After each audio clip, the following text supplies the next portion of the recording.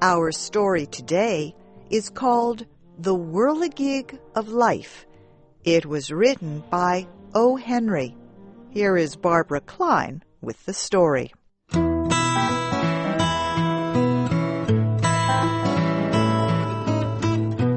Justice of the Peace Benajah Widdop sat in the doorway of his office, smoking his pipe.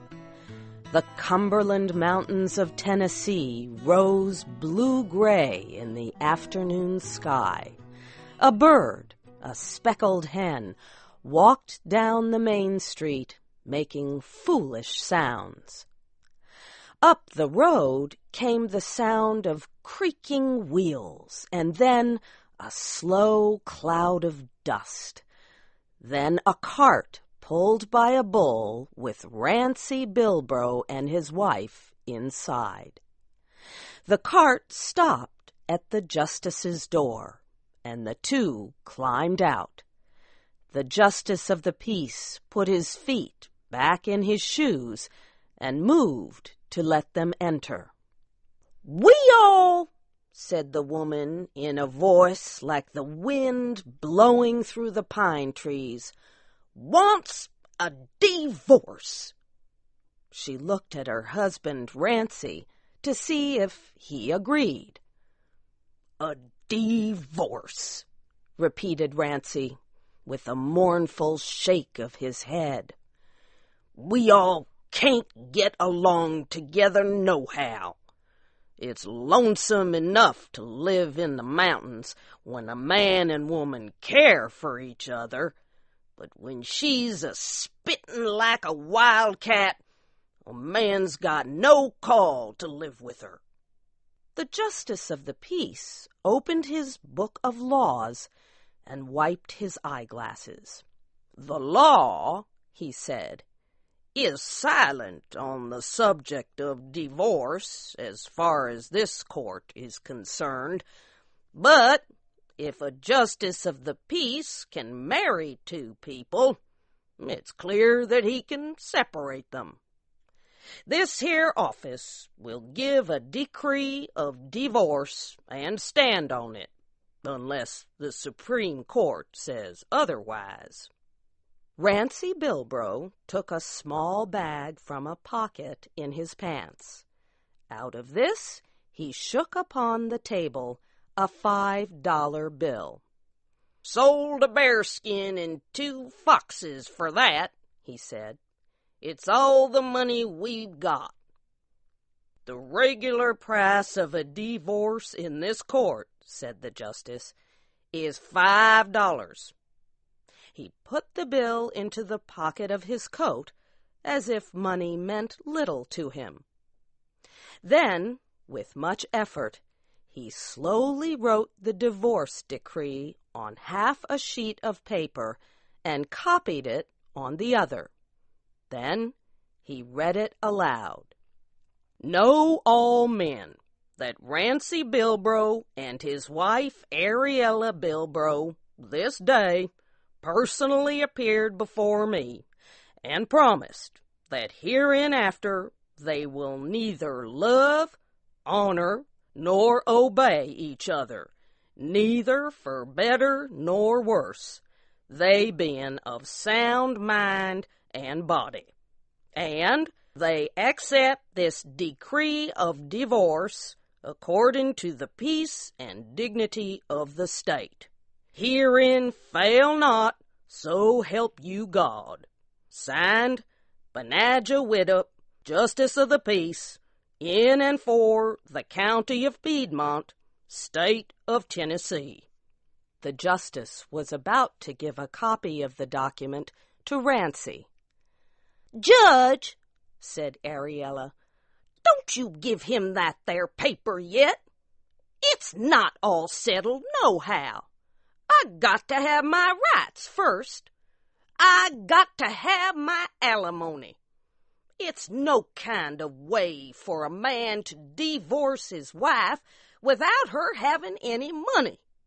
I'm aiming to go to my brother Ed's up on Hogback Mountain. I'm aiming to have a pair of shoes and some other things. If Rance has money enough to get a divorce, let him pay me alimony. The woman's feet were bare, and the trail to Hogback Mountain was rough.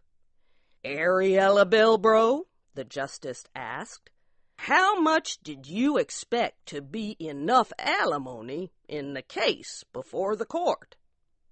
"I'm expecting," she answered, "for the shoes and all, say $5.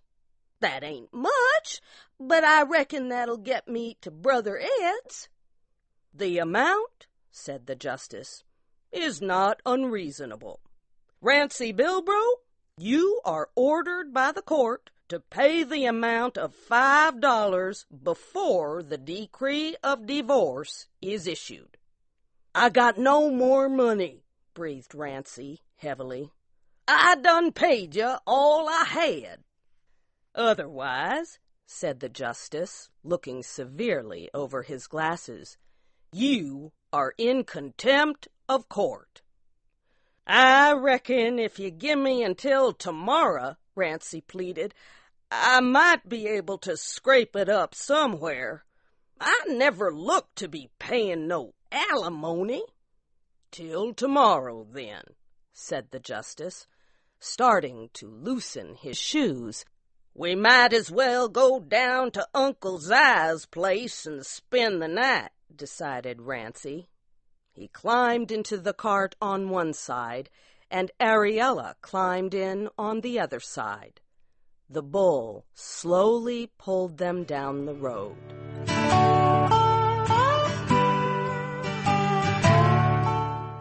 After they left, Justice of the Peace Benajah Widdop smoked his pipe and read his weekly newspaper until the moon rose. Then it was time to walk home and eat. He lived in the double-log cabin on the side of the mountain. Going home, he crossed a little path darkened by a group of trees. Suddenly, a man stepped out and pointed a gun at him. The man's hat was pulled down low, and something covered most of his face. "I want your money," said the man, "without any talk. My finger is a-shaking on this here trigger." "I've only got $5, said the justice. "Roll it up," the man ordered, "and stick it in the end of this here gun barrel, and then you can be going along." The justice did as he was told. The next day, the cart stopped once more at the door of the Justice of the Peace. Inside, Rancy Bilbro gave his wife a $5 bill. The justice looked at it sharply. The bill seemed to curl up as if it had been rolled and stuck into the end of a gun barrel. But the justice said nothing. He gave each person a decree of divorce. Each stood uneasily silent. "I reckon you'll be going back up to the cabin along with the cart," said Ariella. "There's bread in the tin box sitting on the shelf. I put the bacon in the pot to keep the hound dogs from getting it. Don't forget to wind the clock tonight." "You're going to your brother Ed's?" asked Rancy. "I was expecting to get up there before night. I'm not saying they'll trouble themselves much to make me welcome, but I got nowhere else to go. It's a long way, and I better be going. I'll be saying goodbye, Rance. That is, if you want to." "I don't know anybody could be such a hound dog not to want to say goodbye," said Rancy, "unless you're in such a hurry to get away that you don't want me to say it." Ariella was silent. She carefully folded the $5 bill and her divorce decree and placed them inside the front of her dress. Justice Benajah Widdop watched the money disappear with mournful eyes. His next words showed great sympathy, or something else that was on his mind. "Be kind of lonesome in the old cabin tonight, Rance," he said. "It might be lonesome," Rancy answered, "but when folks get mad and want a divorce, you can't make folks stay." "There's others wanted a divorce," said Ariella. "Besides, nobody don't want nobody to stay." "Nobody never said they didn't." "Nobody never said they did. I reckon I better start going now to Brother Ed's." "Nobody can't wind that old clock." "Want me to go back along with you in the cart and wind it for you, Rance?" Rancy showed no emotion, but he reached out his big hand and took Ariella's thin one. "I reckon I've been mean and low down," said Rancy. "You wind that clock, Ariella." "My heart's in that cabin with you, Rance," Ariella said quietly. "I ain't a-gonna get mad no more. Let's be startin', Rance, so we can get home by sundown." Justice Widdop stopped them. "In the name of the state of Tennessee, I order you not to defy its laws. This court is more than willing to see two loving hearts reunite, but it is the duty of the court to protect the morals of the state. The court reminds you that you are no longer man and wife, but are divorced by regular decree. As such, you are not permitted to enjoy the benefits of marriage." Ariella caught Rancy's arm. Did those words mean that she must lose him now, when they had just learned the lesson of life? "However," said the justice slowly, "this court is prepared to remove the divorce decree. It stands ready to perform the ceremony of marriage. The cost for performing said ceremony will be, in this case, $5.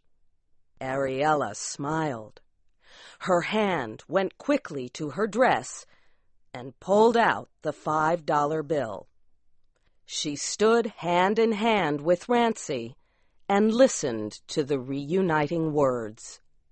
Soon after, she and Rancy left for the mountains. Justice of the Peace Benajah Widdop returned to his doorway, took off his shoes, and happily smoked his pipe. Once again, he lovingly fingered the $5 bill stuffed into his coat pocket. Once again, the hen walked down the main street, cackling foolishly.